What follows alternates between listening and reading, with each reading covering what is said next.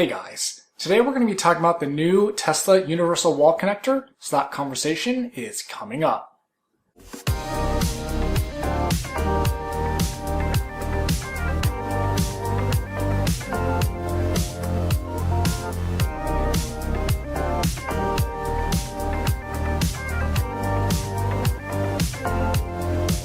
So recently, Tesla introduced the Universal Wall Connector, which basically takes the place of the J1772 wall connector that they had. And the gist is basically it's a regular Tesla wall connector with an adapter. It's also $45 more than the old J1772 wall connector at $595 versus $550. So I think the logic behind Tesla creating a universal wall connector is that it's a product that can compete with other third-party chargers like Emporia, ChargePoint, Juicebox, and the likes of those types of chargers, in addition to also charging a Tesla. So a good example of where this universal wall connector would be a good example is there's a plaza near us that we frequent, and it has like 15 Tesla wall connectors and then 4 Clipper Creek J1772 chargers. And so basically, right now, if you have a Rivian like me, you're pretty much SOL because basically you can't use the Tesla wall connectors. There's 4 Clipper Creek ones, but those ones are more than likely going to be taken because this place is popular. And it's a one-way street because if you have a Tesla, you're going to have a J1772 adapter. So you can use the Clipper Creek ones as well and take up spots that the other EVs can use. Unless you want to spend more money and get a Tesla to J1772 adapter to be able to charge with the Tesla wall connectors that are there. So for this particular plaza, if you have a Tesla, you have a much better chance of getting free charging because there's 15 wall connectors. However, if Tesla had implemented this product before, the universal wall connector, that puts everyone on even ground, and then basically anyone with an EV has the same shot of getting free charging while they're at this plaza. So I think this is what Tesla is going for with this product. It's a one-size-fits-all EV charging unit that is great for public charging. So if you're a business and you want an incentive for people to come, this is what you would probably want to put in. And again, if you're a business, you don't care about an extra $45 to spend because that's just going to be part of the project. So it's not a big deal. And by doing this, you give every EV a chance to charge rather than just segregating just Teslas to be able to charge at your establishment. This is probably what Tesla is looking for to cut into third-party EV charger sales because it's a one-size-fits-all unit and there's no adapters that the customer needs to bring. So whatever EV you have, you can charge on this just by pulling your car up to it.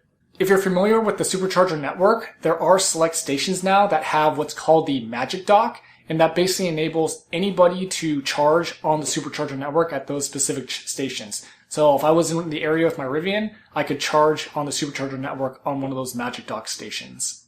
The Universal Wall Connector is the level 2 version of that Magic Dock. So I know what you're thinking. Oh, the Universal Wall Connector has an adapter that's going to get stolen super easy. So the way Tesla did it, the way they engineered it, because it's Tesla, is basically if you are using the NACS plug, the native Tesla plug, when you pull it out, the adapter is locked to the unit, so you can't pull it out. And basically, if you're using the J1772 adapter, it gets locked to the NACS Tesla native plug, and that way you can't take it that way either, and you can put it into your non-Tesla to charge. So from a public charging standpoint, I think this is a great product and a great idea because then these vendors can just get one product and charge, and everyone can charge basically, rather than having to figure out, get Tesla ones, get third-party ones, you get one product and that's it. But from a home charging standpoint, so someone like me with a Rivian, I think that's a little bit silly because now I'm just getting charged $45 more for basically the same thing.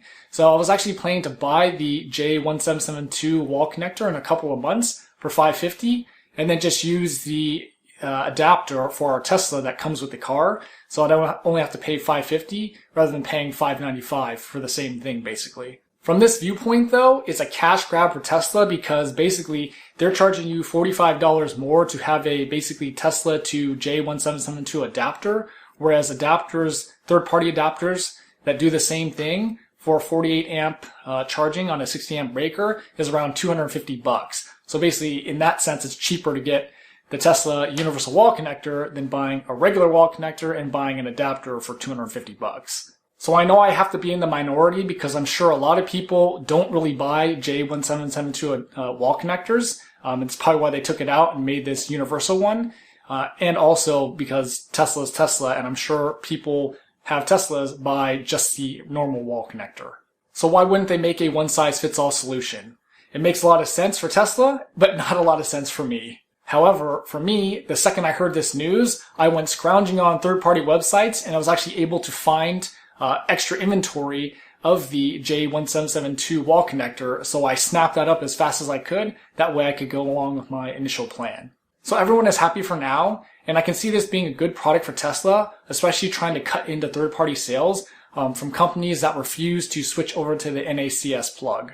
If you have a non-Tesla and a Tesla, would you buy this universal wall connector, or would you just have a different solution for each car? Let me know in the comments, and thanks for watching.